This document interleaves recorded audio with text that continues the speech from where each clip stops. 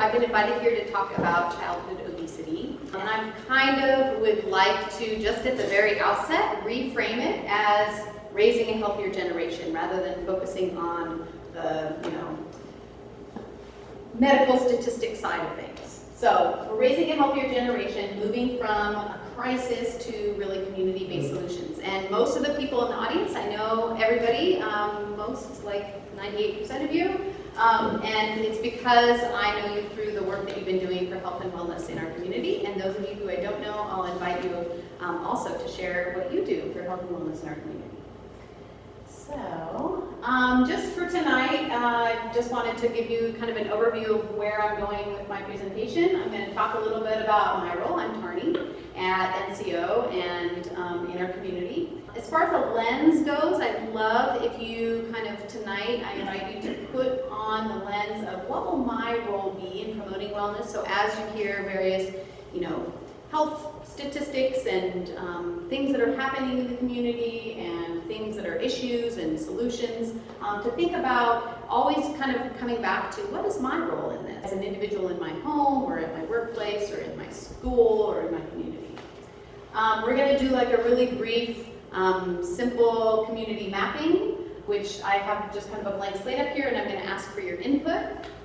I'm going to talk a little bit about the actual kind of facts and data about childhood obesity, so we've got that kind of basis in what people are saying is a crisis, and then we're going to move back into health happens here, our community, what's happening here. And during that section, I'm going to invite each one of you, if you feel so inclined, to raise your hand, and we'll have just kind of a little brief framework of sharing what you're doing to promote health, either in your individual family, in your home, in your school, your workplace, or broadly in the community.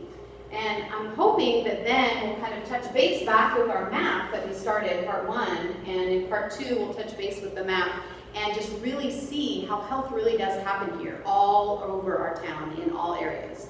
And really it's a wellness mosaic. So that's where we're headed today.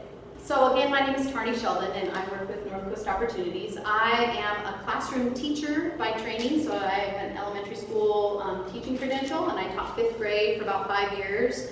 Had some kids of my own, and then am back in teaching, but more in the role of visiting classrooms and visiting agencies. So I teach everywhere from, I got to visit some preschools and do some preschool lessons, and that was, I got a lot of education from the teachers and support staff in that arena for honing my skills there, all the way up to going to senior housing and doing a fun, just kind of, introducing quinoa into your diet little thing with some senior citizens.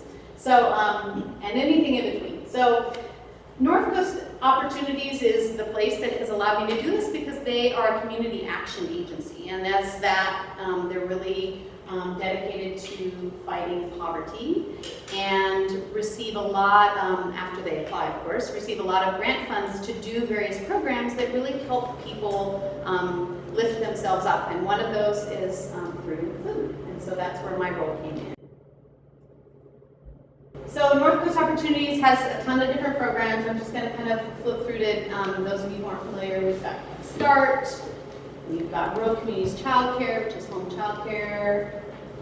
There's a lot of volunteer network type things where we have Human Race raising money for other nonprofits. There's Schools of Hope and CERT training, which is an emergency response training.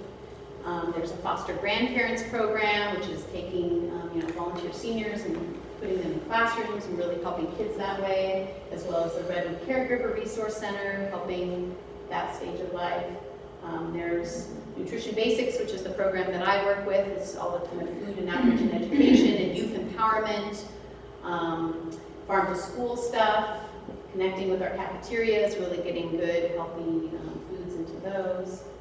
We've got the Gardens Project, doing community gardens and supporting school gardens. The Food Hub and Farmers Convergence event, that's really supporting local farmers, so we're getting, increasing access to these local healthy foods. The Healthy Harvest Food Prep Workshops, which I'll put in a special plug. Those are super fun. You go, you get to cook with April Cunningham, who's the lead for that, and her staff of amazing chefs, fabulous yummy food. So if you haven't yet seen Healthy Harvest, check it out. And then the program that I've been working on for the past year through a one-year grant is the Leaders for a Healthy Community. And that's the reason why I'm here, and why many of you are here, is because you've been part of the Ukiah or the Willits cohort for the Leaders for a Healthy Community. And really it's health-minded professionals in not necessarily just a health clinic or not necessarily just a school, but from every different kind of agency. We have folks that are working in a government office, the CalWorks office. So for people who are coming in and getting welfare, they've got a couple of their staff have been coming to our meetings. And we really are talking about making health happen here, like everywhere. Not just like, oh, when you go to the doctor's office, not just when your teacher teaches you, health. It's happening, it's permeating everything. And so we've really been meeting and talking and strategizing about how that can happen, and every single participant in this Leaders for a Healthy Community group has taken the lead on some type of way of infusing more health into what they're doing. So we're going to transition into community mapping. I purposely chose this picture because I'm not quite an artist, and we're not going to make like a fancy map. We're going to make a map kind of like this. And what I would like from you is just to call out, we're going to map where in our town, and this could be any town in Mendocino County. This can be Boonville, this could be Willits, this could be Fort Bragg, whatever town in Mendocino County. Where are children? So it's, you don't need to overthink it. It's a really simple, I'm asking for the simple, where do children go in our town? So call out, what's one place where children are? Park. On a farm? Okay, so Park. here's park. Okay, so here's the playground. It's like a little thingamajig, and there's a slide. Okay, so children are at the park. Where else are children? Movies. The movies. Okay, so here's the movie marquee.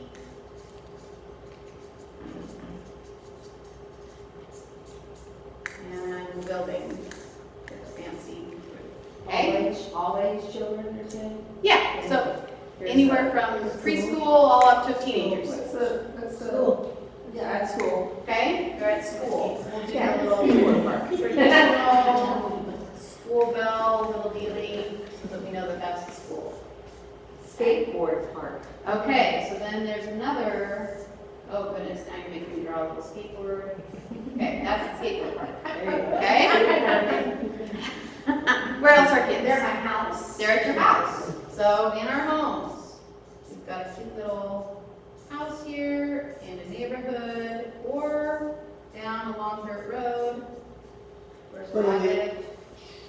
Here's the lake. There's a lake. That's where the kids are this summer. Okay. So there's a swimming pool. Yeah, there's a swimming pool. So they're either at a lake or maybe they're at the pool. Yeah. Okay? On bicycles? Okay, so they're riding just on the streets on bicycles. Here's my bike. Unfortunately, they're in McDonald's. Yeah. Okay, they're at the Golden Arches. Little league. Stores. Okay, they're at stores, they're at the baseball park. So here's my, let's see, baseball, here's home plate. And then first base, second base, third base. There you go. Okay, so they're at the baseball field, and then what was the other one we were saying? Stores. They're just at stores. Yeah, so here's downtown, and here's like, say this is Safeway, and then maybe this is a bookstore, there's a bookstore, that's a book. Okay. They're at daycare. Okay, so they're a little daycare place with a little picket fence. Maybe at the doctor getting a checkup. Okay, they're at the health clinic or the doctor, the hospital. So let's see, I'll do one of those hospital plus things, like cross things, but not red. Okay. Teenagers are shopping. Okay, so they're shopping at, like, there's like a little fancy pants store. Yeah, there's a video game store over here. Let's see, I'll do like a little PlayStation controller, something like that. Okay, so that's good. Children are everywhere in our town. They're from the grocery store to our restaurants, to our movie theaters. They're not just at school or just at home. So it's not just the teachers who are in charge. It's not just the parents who are in charge. They're not just the doctors who are in charge of health. The children are everywhere. So during what I'm going to talk about, I want you to think about, I'm inviting you to think about having that lens of it's not just one person making a choice for their health. That there's lots of arenas in our community where we can permeate it with health and just make health something that's the norm. So that's where I'm going with that. So again, what is my role in promoting health? Making sure to think about, is it just one little thing that you can do or one little thing that you can encourage somebody else in your agency to do? Thinking about that as we go through. So I'm going to transition here into the kind of like dry fact stuff. I've been teaching and going to conferences about childhood obesity for the last 6 years as part of the NCO team that I'm part of. And a lot of stuff has come out as far as like really measuring BMI, body mass index. It really is something that doctors' offices use and public health people use, and even teachers now, like I think in 5th grade and 7th grade, they're supposed to like go to the school nurse or the teacher and get their BMI measured. And so it's something that is quantifying a person's height and weight and looking at that number and seeing if it's above this normal range or below this normal range. A person is labeled as obese if their BMI is 30 or above. So whatever it is, I'm not a medical person, but when that gets measured, if it's that 30 or above, that's when that label gets put on. A child can be considered obese if they are in the 95th percentile of the growth charts. So I don't know if any of you have been moms or dads before, and when you go into the pediatrician, they've got those little growth charts, which, they're based on what somebody's told me, like Norwegian something or other. So, I mean, a disclaimer as far as that I'm not a medical person with this, but there's a way that people quantify when a child is obese. And then overweight is also sometimes lumped in with obese, and they say, well, such and such percentage of our population is overweight or obese. So they're lumping in that category. And that category is the 25 to 29.9 scale on the BMI. These are all just kind of medical labels, and just to kind of be clear, I've done a lot of research about that this isn't necessarily indicating optimal health. So I'm going to talk about obesity just because that's the kind of a unifying theme in the nation. However, I think that sometimes a label can be damaging, and sometimes it has nothing to do with actual optimal health. I'm giving this kind of background, but that's not necessarily what I subscribe to. One of the reasons why this has become such a big issue in the forefront is that it really does often lead to health problems such as type 2 diabetes, asthma, and heart failure in children. So younger and younger, they're seeing these issues, and it's often connected with obesity. The other reason that this has come to the forefront is because there's a trend over time. I have these maps that show, and I think that these are showing kind of adult. We usually don't measure and aggregate the children data quite as much as the adult obesity data. But since 1990, this is kind of the national scene of how many people are in that category of obesity. And in the darker blue states, it's about 10 to 14% of their population back in 1990. And then in 1995, just 5 years later, they had to add a darker blue to the map, and because like 15 to 19% in some communities were in that range. And then come the year 2000, 5 years later, they added another color to the map because nearly a quarter of people in certain communities and states were in that BMI range. And then by 2005, they added 2 more colors to the map because it was this basic exponential growth. Well, I don't know if it's exponential, I'm not a mathematician. But it was a very steep curve of growth. And people started wondering, like, what is going on? Why? not even any light blue. There's not even any of the second light blue. So what's going on that has created this change just since 1990? Now it's 2005, and then 2010 is the last data that I was able to get because we're still in 2015 and it's not in yet. So it's obviously something is happening that is different in our, in our life. So those were the national trends, but I do want to point out that Mendocino County, we're, our own special area, just as any county is, and that there are local trends that you can follow as well on healthymendocino.org.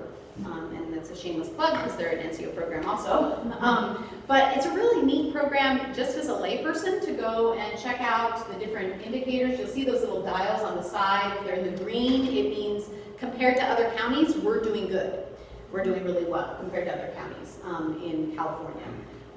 If it's in the yellow, it means, yeah, we're not so good compared to other counties. And then in the red means, wow, we're actually probably worse than other counties in California in that measure. So you can kind of see a little bit, I know it's small, this is just a quick screenshot, but you can kind of see, I don't have a pointer, so I'll just go and point. For adults who are obese, it's in that kind of yellow range. So compared to other counties, we're not doing so well. We're not, exemplary. And then when I talked about 5th and 7th grade measurements, these are actually in the red, the 5th grade and the 7th grade measurements for height. And it means that about 40% of our kids are not in that healthy weight range according to those measurements. So whether you subscribe to those measurements or not, it still is a trend and food for thought and something to think about as far as health goes.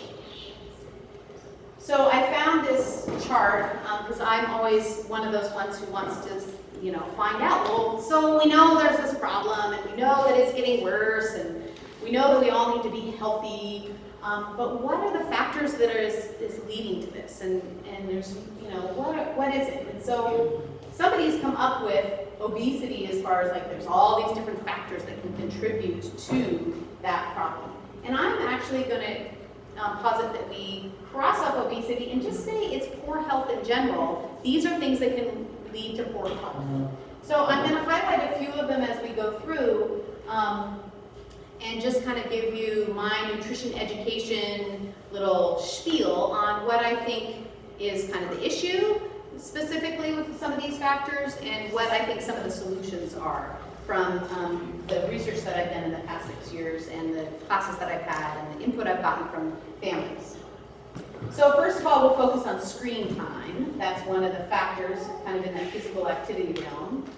And we all know, with our kids especially, but with ourselves as well, that inactivity, because you're sitting in front of a screen, and mindless snacking, because you're sitting in front of a screen, or just exposure to really good-looking hamburger dripping ads can make you hungry, in front of a screen. So unhealthy advertising is an issue. And so definitely limiting screen time for ourselves and for our kids is a good solution. As far as contributing to poor health, consumption of energy-dense food and drinks. And that's basically can be boiled down to sugary drinks. I mean, there are other foods, but that are energy-dense, meaning that they have more sugar than they have nutrient and other qualities to them. But sugary drinks are the #1 source of added sugar. In the added sugar one, I want to point out in the green, this is soda, energy drinks, and sports drinks. And then also this other green is fruit drinks.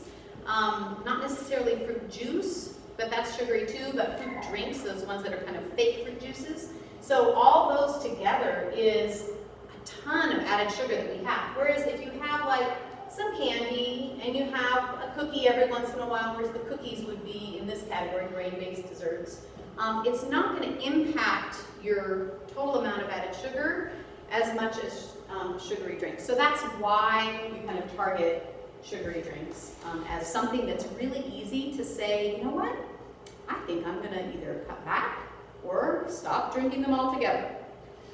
20% of teens drink the equivalent of an extra meal in sugar-sweetened beverages. So again, that's the thing to start thinking about. Is that where you want to spend your, time, is with energy dense foods like that. Solutions: drink water, avoid sodas, sports drinks, coffee drinks, energy drinks, and fruit drinks. So I generally waters and teas. Hi, Deb. Hi, Tarney. Okay, so I just wanted to add one thing, is that there's a lot of studies out that show that soda really sucks calcium out of your bones. So it gives you weakened bones. And you can inquire yourself, but this is what I teach my students, and I tell them almost daily. Other factors: portion sizes and fast food. I don't know if you've seen, I didn't have kind of the time to put together like a whole series of slides about how portion sizes have changed over the years, but in 1977, the portion sizes of an average hamburger or an average burrito or something like that were much smaller. Since then, they have increased between 250 to 500 calories just for that same kind of hamburger, french fry, soda meal that you would have gotten in 1977. All of a sudden, just the generic, not even supersizing one, is 250 to 500 more calories in the same thing. Same thing if you go to Perco's Coffee Cup. I don't know if they still have those. I remember that from Fort Bragg. But or a Denny's Diner or something like that. Whereas you used to, get a portion that was on a plate like this. Now the plates are bigger, the portions are bigger. We've all heard that. And then fast food itself is typically an unhealthy but easy choice. And so that's the problem. Solutions: preparing most of your meals at home. And that's where April Cunningham and her food prep project and my outreach that I do and what you do in your home, what teachers do in their classrooms can really make a big difference as far as like cooking actual food from recipes. If you have children, they've really done a lot of studies also of trying to have family meals with them. Eating around the table is a better way, because if you're kind of eating on your own, you're just like, oh, maybe I want more, and you're wandering around and you don't quite keep track of the meal in the same way. And then if you are going to eat out, they have a couple strategies that were suggested, as ordering a child-sized portion or splitting a meal, and definitely opting for less. So another one, I'm not sure how much all of you, this is one that's kind of like new to some people, but it's getting more mainstream, is like the city planning and the whole food desert aspect of contributing to poor health. So the built environment is the fancy name for what your town basically offers you. Does it offer you sidewalks? Does it offer you, bike lanes? Does it have tons of fast food in your neighborhood and a liquor store? Or does it have, walking trails? Does it have a really nice full-service grocery store with fruits and vegetables? So the built environment is really part of what gives us access and can kind of spur us on to health or ill health. So solutions are to definitely advocate for local policies. So if you're somebody who wants to go to the city council and say, you know what, we need to have a ban on more fast food restaurants because we've already got 10 of them. Or maybe you want to say, next time you build a street, can you build, a really nice pedestrian-friendly sidewalk that will fit a stroller and we're not gonna have to like go across gravel, and that's not gonna make us to want to go and walk. Or maybe if it's about transportation, hey, is there some way that we can, I know that it doesn't make sense for a bus service to get us to the farmer's market because we're all in Mendocino County, so geographically spread out oftentimes, but maybe there's some like fun van ride share or like kind of, what's that Uber thing where we could call somebody who would be like an e-ride or something like that.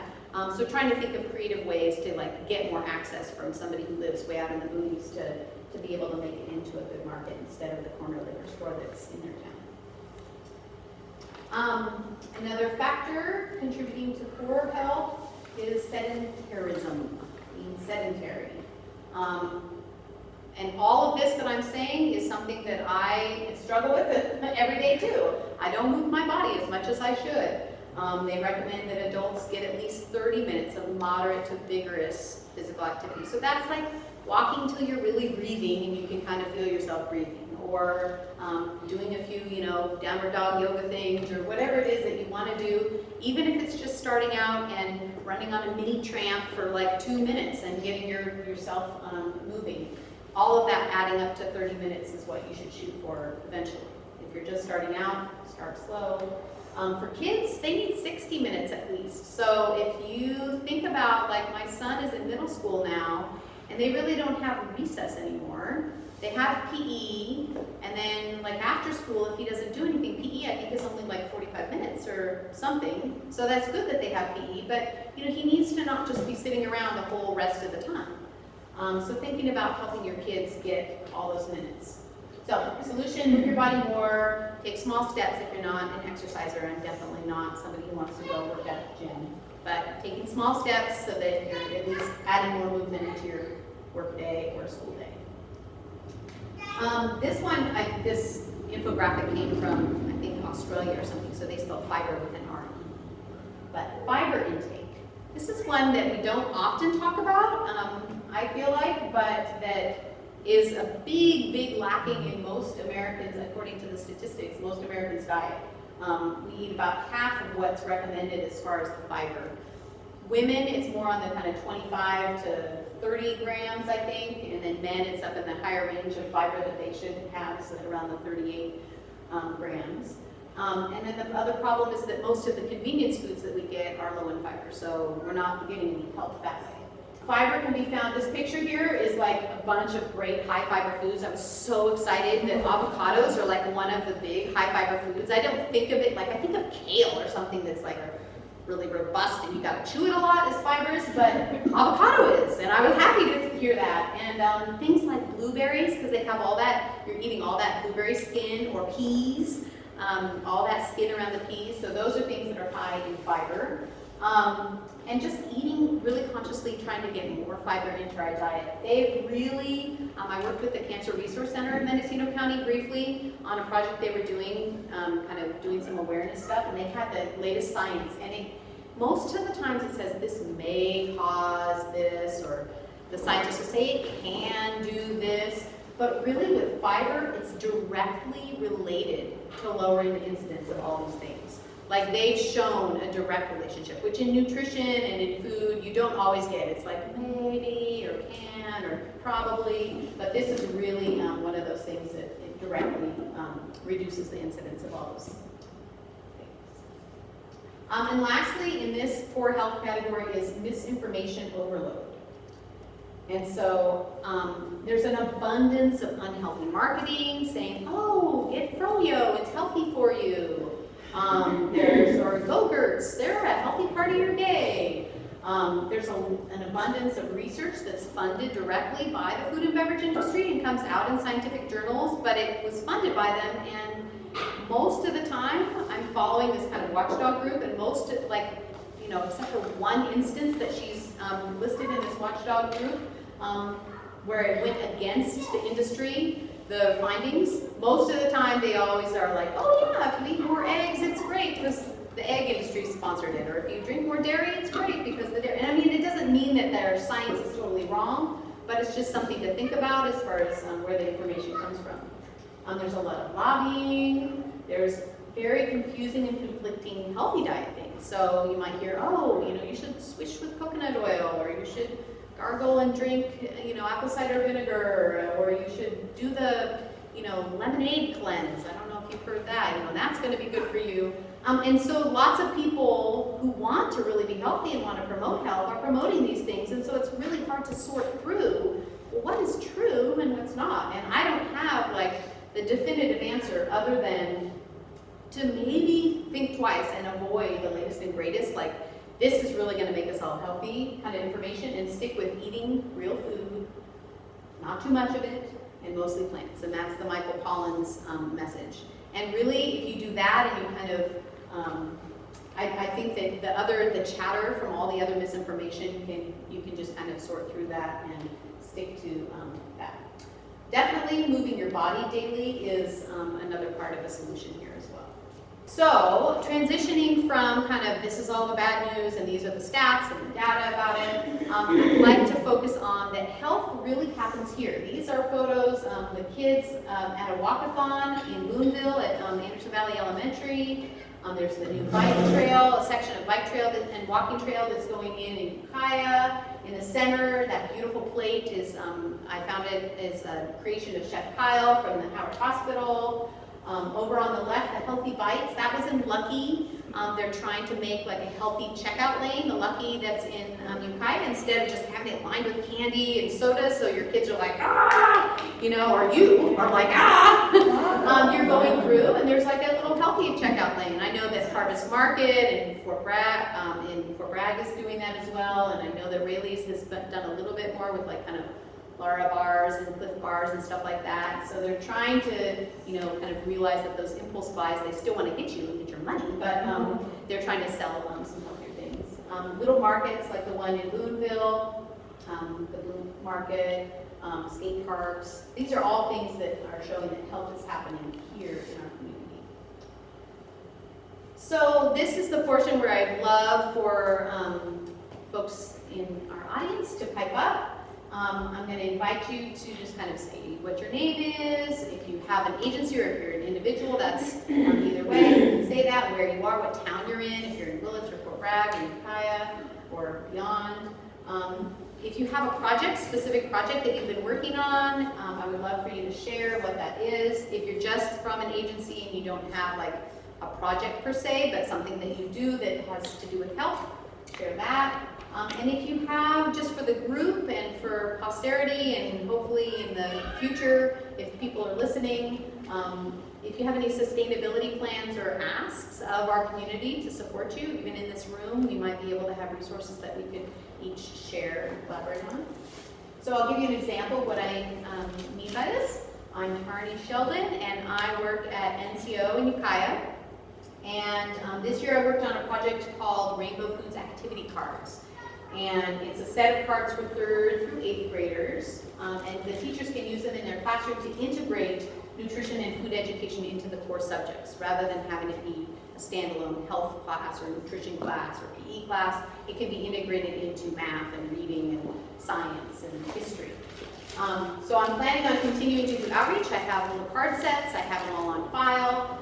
And so if you know any elementary or middle school teachers who you think would be like, I want to try something new, I want to integrate that into my classroom, I'm asking for their contacts so I can share that with them. And it was created with grant funds, and I want it to be something I shared with various people, but I'd like to share it more broadly. So that was my little spiel. I'll give you each a chance to do your own spiel. I guess I'll just call on folks, anybody who wants to raise their hand and start us off. Deb? I'm Deborah Hughes. I'm a teacher at South Valley High School in Ukiah. I have a garden class and 2 cooking classes. And this summer we did a summer school class, and we set up a grant for the high school for a food club. And during the summer school class, we sold fresh fruit popsicles and gluten-free cookies at the farmer's market for 2 Saturdays to raise money to contribute towards that grant. So we have that, and we have the year to spend it. And my science classes are actually, since we're getting ready for a blood drive, and the biggest problem we have with our blood drive is a lot of our kids are anemic. So we're studying how to make a healthy granola bar, protein bar, and so that they're actually going to make it in groups. And so hopefully we'll be able to start feeding them something like that to get their iron up a little bit, so that it'll be kind of cool. So my name is Amy Giroud, and I work at Ukiah Elementary School as well as Oak Manor Elementary in Ukiah. And the project that I did this year was a health fair at Ukiah Elementary with the grant for Tarney. And I'm hoping to have that health fair continue on again in the future with other fundraising and other grants that we can hopefully pick up. Our health fair consisted of making smoothies on the smoothie bicycle in the garden, and then the children were able to plant a plant and take it home. And before they came to the garden for the treat, they had participated in Zumba in the cafeteria, and then they did a basketball activity. So they rotated through the 3, and we had health information and things by the garden that they were able to collect and take home. And we also had a Rethink Your Drink booth there that Terry DeSoki helped me with, and it was really awesome. We had a lot of good input, and we're hoping to do it again for more years to come. Hi, I'm Richard Jeske, and I work for Northwest Opportunities Rural Communities Child Care. And for the last year, I've been working on a grant called CHOICE, which is the acronym for Creating Healthy Opportunities in Child Care Environments. And the goal of this is for family child care homes to create policies that relate to feeding children, nutrition, and physical activity. And they start with a questionnaire about where you're at now, and they go through this book and why these are best practices. They do the questionnaire again and come up with their own policies. And that's what I've been up to. And this is Willits Senior Center. I think over 40 some odd from adopted There's probably about 40 providers involved in it, yeah. Yeah, that's great. Thank you. Who else is doing something? My name is Lois. I'm the Sherwood Valley Food Program. I teach the nutrition and cooking for our tribe. I work with my coworker who works with kids. I've worked in network with other Native American communities. We've been doing the Rethink Your Drink a lot, and a lot of people, it's pretty amazing how people don't realize that there's other alternatives, and they really do like the Rethink Your Drink. I just went up to the Living Light Culinary Institute and did the nutrition program, so I'm bringing back to my community the raw foods, whole foods, water, dense, high water in your vegetables versus the dense with less water to help promote fiber, like you were talking about, and living my foods, whole foods as much. So I'm growing, and I'm hoping to network and get out there in the Native communities. I'm trying to network with more people. I got a few promises, but we haven't started cooking classes yet, and we'll be doing that. And I do help with kids periodically, and I'll take some of this kind of info over. And she does promote the fresh fruits and vegetables a lot, and the Rethink Your Drink and smoothies. Great. Thank you. Who else is doing something? I'll go. I'm Becky Button, and I work at the Willits Elementary Charter School. And we've been on board for a while. When we opened the school 4 years ago, we focused on, letting students know we have like a no sugar policy at school. So birthday parties or fruit kebabs. For my son's birthday, my husband brought the juicer, and we let the kids make all different kinds of fresh fruit juices and learn how to work a juicer.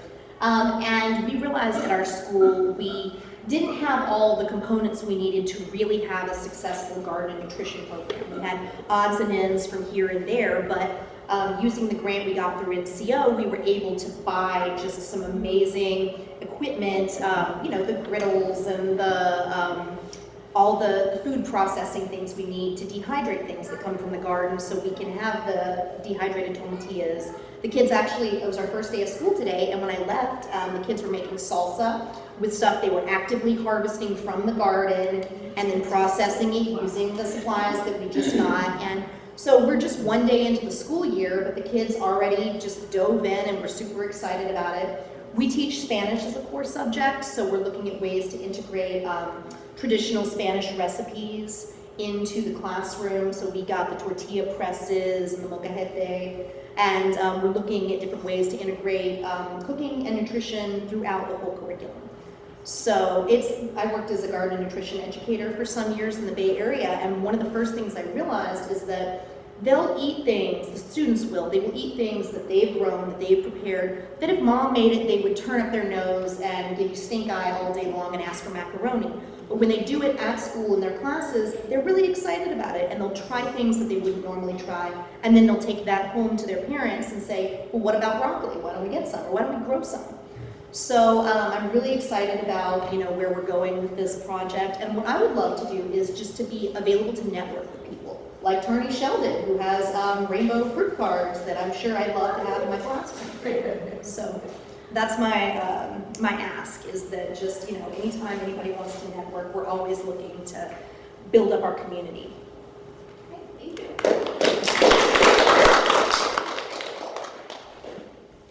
Savannah. I'm Savannah. I'm here from Ukiah, and I work with the Ukiah High School. I'm a student. I'm a senior. Through the Leaders for Healthy Community program, I was able to get a grant and I'm doing a cooking club, and if I have enough involvement, I'm hoping to get a cooking class / nutritional class, and it's going to be focusing on using stuff from the garden and learning how to change like a family recipe and making it healthier, and I think that's really important. And I'm working close with Jim Stewart, my best friend's dad, and he's in charge of all the food of all the schools, and hopefully we'll see some big changes happening. Great, thank you.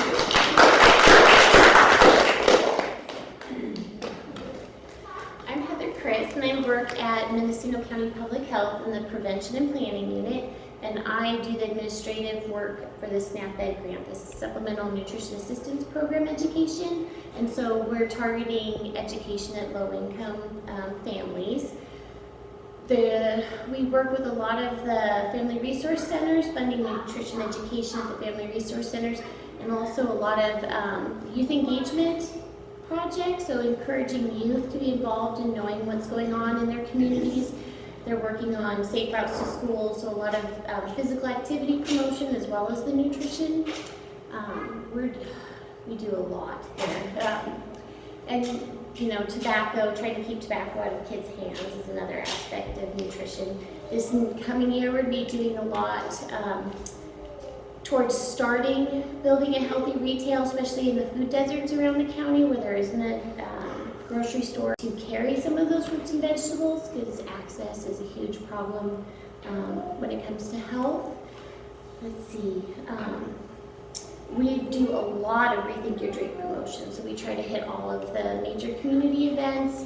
We've done a lot in the school, especially in Fort Bragg and along the coast for Rethink Your Drink, really trying to promote not only schools but the community-based organizations to get policies in place, so that way once the people who are there, you know, filter through that policy sticks. And we do a lot, but that's like, I think the high. Do you have an ask or? An ask. Or just, you know, if you work with kids, I guess having them, like you guys are educating them to be aware, and having them when they're going into the stores, and having the parents be aware that, you know, the environment where the kids are going makes a huge impact on their health. If there are no healthy choices, or if the first choice they see is the soda and the candy, and they don't have direct line access to a fruit or a vegetable or nuts or something, that they're not, you know, they're not promoting that in the stores. I think that right now, like, that's the major thing, getting these kids aware of, it's not really a choice if you don't actually have a choice, and having a choice is important. Poplar doesn't have a store. Yeah. Yes, and so, yeah. 2 gas stations. Yeah.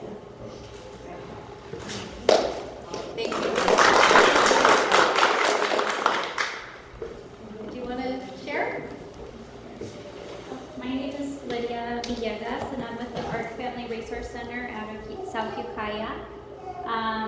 And we've been working on different programs. One of the programs that we have is the Mamayo Play Group, where it's a 2-hour play group. And at 10, it's from 9 to 11, so at 10 o'clock they get a healthy snack. And that play group is really all about modeling, so we're modeling how to interact with your child, how to sit down on the floor and play with them, and another important part of that is to model healthy snacks. And it's really interesting because what we see is if mom doesn't eat it, child doesn't eat it. So we really encourage the moms to try it even though they think they may not like it.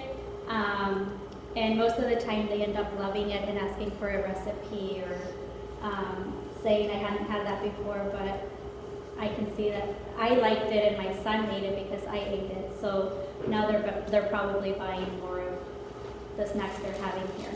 Although fruit is very popular, they tend to like it better than the other snacks, but we try to give a variety and mix it up. That's one of the programs we're working on, and right now we're trying to launch more programs. So if you guys know or have heard from the community of any kind of service activity that they might like, please always let us know. We're always looking for new programs and services to offer to our community.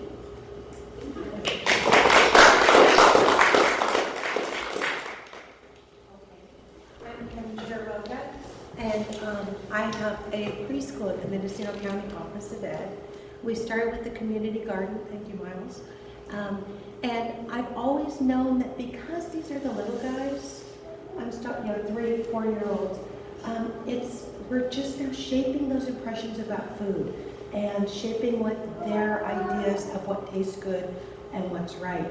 And I think all of us, when we're raised, if we're raised on high sugary foods, that's what we're used to tasting, that's what tastes right, and oil and salt, etc. So I got a grant from Tarney to eat a rainbow this year. So instead of serving a traditional breakfast to the children, every morning is a rainbow on the table. So today was frozen blueberries, we had mango chunks, we had greenless avocado, I think we had carrots, and grapes, apples.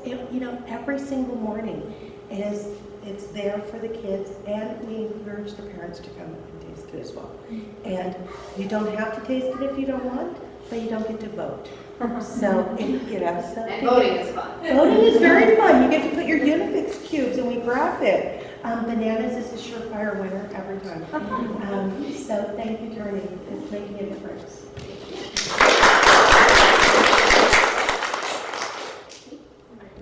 My name's Lorena. I'm an RDA over at Little Lake Health Center. And for our project, we are targeting obesity, so low-income people diabetes, and we're putting out information in our radio rooms, just so they have available. We're giving out recipes, so maybe they could interest them and take it home and hopefully try some new things, healthier things. Another big thing we were thinking about was the Hispanic diabetics, because it is really hard to change their eating habits. So we're putting out recipes that it's kind of similar to what they're used to eating, but it's healthier. So that we have going on, and also we're in the process of setting up a food prep workshop also. So that's where we're at right now. I'll just tack on. I think like when we go to the health clinic, like, oh, this is health, but sometimes you sit in the waiting room and you're just like, oh my goodness. And so Lorena saw that it was a really big opportunity to like have health happen there in the waiting room while you're there and get it inspired. Well, we're from Willits Head Start, and there's a group of us working together to continue the work we've been doing over the course of the last few years on nutrition and wellness activities in the classroom and in the garden. So this year what we're hoping to do is working with some parent volunteers to keep our little garden going, and then to bring some of the produce that we're growing into the kitchen and cut it up and taste it. And then also during the winter months to keep that going with the winter vegetables that we've been getting better at growing. So.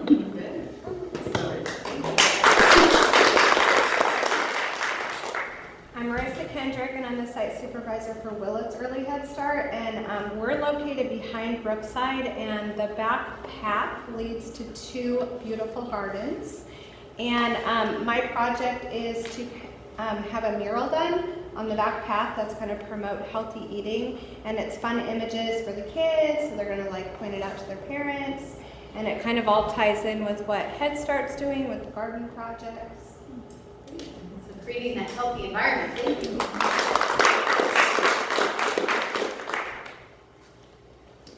My name is Terry DeSilke, and I work for Ukiah Unified School District, coordinating gardens and nutrition education. And last year, I worked with Gabrielle Vista, who was our garden specialist at Pomolita, and Ray Hammer, a teacher at Pomolita, doing Harvest of the Month during lunchtime.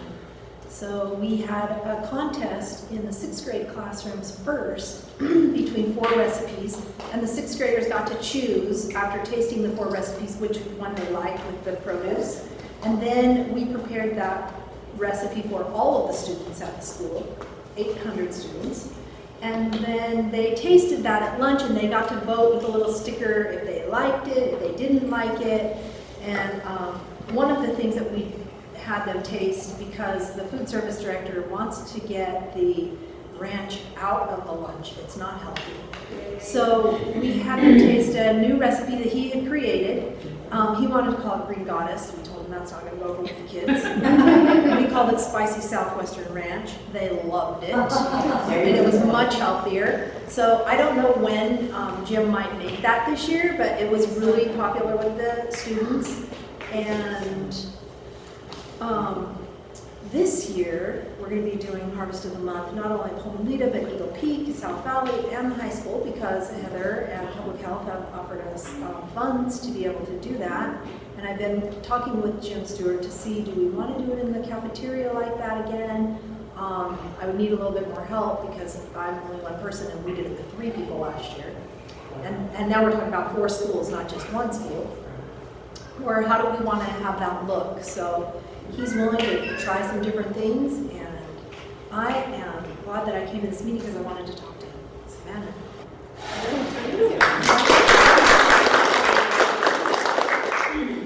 And can I invite you, Doreen, to share what you've been doing? My name is Doreen Blumenfeld again. I work with Avenues to Wellness.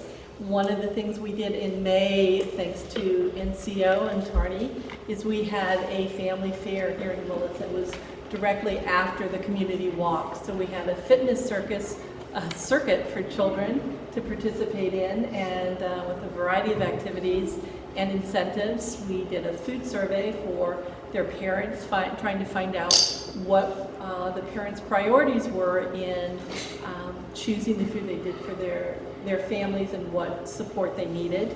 And we just had a great afternoon of fun. And the other thing I want to mention is Avenues to Wellness has a program called ATW Specials, and that's in the cafes in town. And we're encouraging cafes to offer one entree that's 600 calories or less with low fat, low sugar, and low sodium. So one ask I have of all of you is if you eat in Willits and go into a cafe, ask for the ATW special. And if they don't have it, ask them why. Because we're really trying to get community support for doing this. Thank you. Anything else that you're doing for health in your own life or in the community that you'd like to share? Yes, Ananda?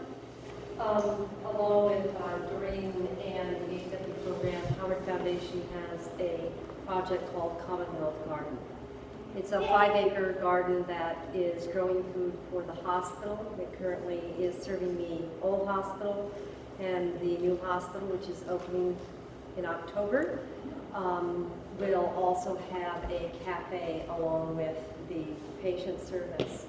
And it's been a long 10-year journey. Richard Jeske helped with the orchard and prune the trees and make them look beautiful. The hospital patient rooms overlook the garden. And it's just getting that good, organic, wholesome food into patient diets and reconnecting the real issue of food and health. And it's a really powerful and wonderful opportunity in that how we are serving that community, the hospital community. Thank you.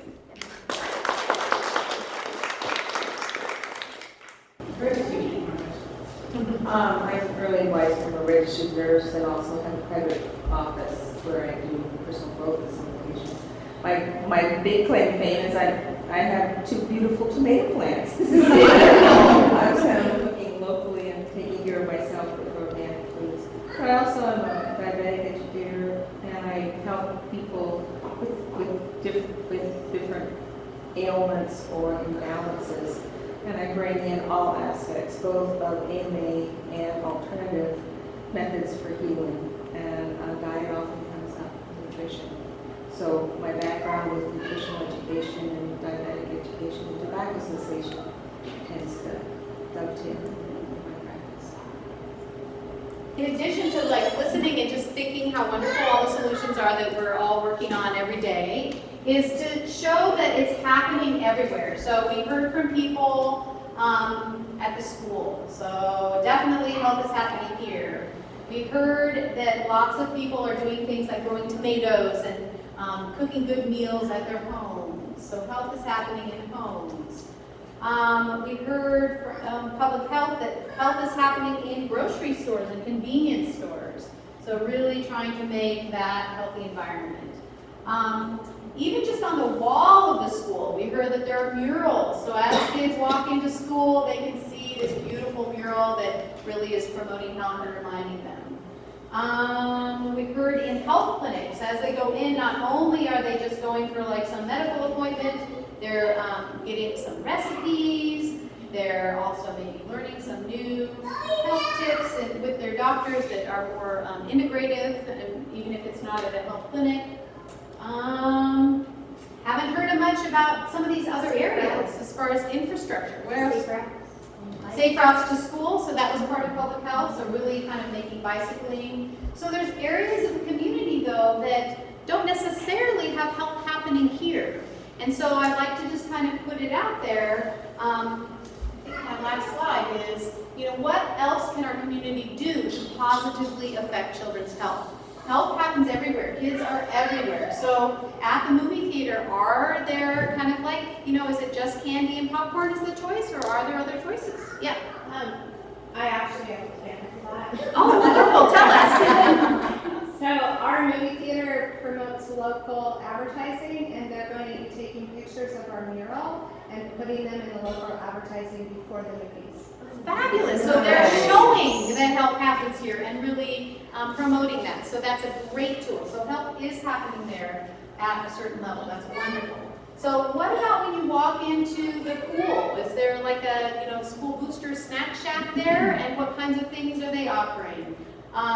What about when you're driving down the street? Is there a high density, or are there good healthy choices of restaurants to go to? What else do we have? The skate park. What else can we do? Willits Youth Soccer this year was getting more healthy snacks to stock the concession stand, so that during the day, when the kids are doing all their games and stuff, it's not just like nachos with liquid cheese. There's healthier choices and things like that too. Great. I'll remember back to Avenues to Wellness had their health fair at the park. It was a family fun fair, so health was happening there. So when people are going around the community, we want health to be happening everywhere. Messaging and just the built environment and just kind of what the general culture is in a community. We want it to be everywhere in our town. And we do have the walks and things like that, so sometimes you'll see groups of people walking around, and I see more people riding bikes too. So. Fabulous. Yes. Avenues to Wellness is also starting to work with the Chamber of Commerce. We're going to be suggesting healthy snacks for trick-or-treaters, and then perhaps a harvest festival in town where restaurants focus on particular foods, and we thought about using the monthly. The Harvest of the Month. Yeah. Really having that permeate the community. That's a really something that's happening in the Ukiah area also, is having Harvest of the Month really kind of permeate the community. In Willits, there's a neighborhood called Brook Trails that has a large percentage of Willits citizens living there. And we just joined the Brook Trails Property Owners Association, and a lot of us sort of younger folks with kids, we want to get all the trails cleared out and really do effective trail mapping, encourage more people to use them, because they're these great resources, but they're kind of off our radar. So getting back on everyone's radar, Just being like walking routes, exactly. or dad's walking routes. Yeah, and if the trails are cleaned up, you can get your stroller over them. So important stuff like that. So I encourage all of you with the lens that you were kind of listening to, the bad news and the good news and all the great things that are happening in their community, really thinking about, well, what can your role be? Even if it's just growing a couple of really robust tomato plants in front of your house, and so people walk by and are seeing that health happens here. Or if it's something in your workplace, even if kids aren't there, all of us are models for health, and the more we practice it in our workplace, we're going to practice it also with our kids. I know we have healthier meetings at our work where we try to get up and we stretch together a little bit, so we're not just doing that sedentary behavior. We try to have healthier snacks at our workplace, got rid of the vending machines and the sodas, so we're drinking more water. Other comments as we close? Okay. Thank you.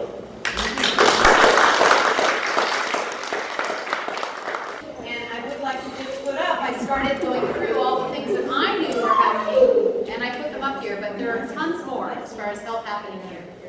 I know that Chef Kyle, before you leave, Chef Kyle fabulous, yummy food, has prepared some snacks for us. So